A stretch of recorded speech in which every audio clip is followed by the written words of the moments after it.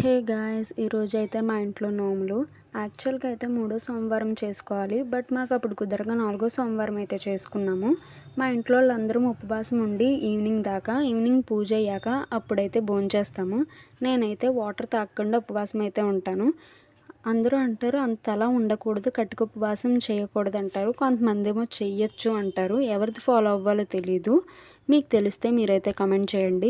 నేను ఎందుకు ఉంటానంటే ప్రతిరోజు భోంచేసేస్తాం కదా, ఈ ఒక్కరోజే కదా ఉండేది. నన్ను నేను టెస్ట్ చేసుకుందామని నేనైతే ఉంటాను. కోర్స్ దేవుడి మీద భక్తి అయితే ఉంది. ఎప్పుడూ ఉపవాసం అలానే ఉంటాను. ఈరోజు కూడా అలానే ఉన్నాను.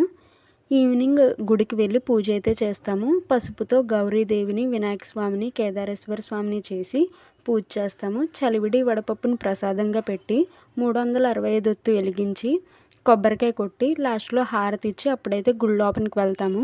మేము వెళ్ళిన టైంకి ఆకాశ దీపాన్ని వెలిగిస్తున్నారు. దాంట్లో నూనె పోస్తే చాలా మంచిదంట. అక్కడైతే పోసి గుడి లోపలికి వెళ్ళి దర్శనం చేసుకుని ఇంటికైతే వచ్చాము.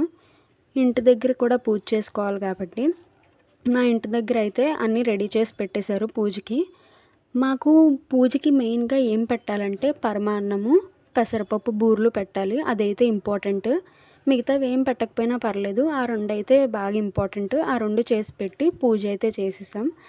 అండ్ పైకి వెళ్ళి నక్షత్రాన్ని చూసి లోపలికి వచ్చి తోరం కట్టుకుని అప్పుడైతేనే ప్రసాదం తినాలి, అప్పుడు దాకా తినకూడదు. అండ్ ఆ ప్రసాదం కూడా ఇంట్లో వాళ్ళు తప్ప బయట వాళ్ళు ఎవ్వరికీ పెట్టకూడదు. ఇంట్లో అయితే ఆ ప్రసాదం తినేసి భోజనం కూడా చేసేసి అండ్ లాస్ట్లో థమ్స్ అప్ కూడా తాగేసా. That's it for today guys. Please like, share and subscribe to my channel.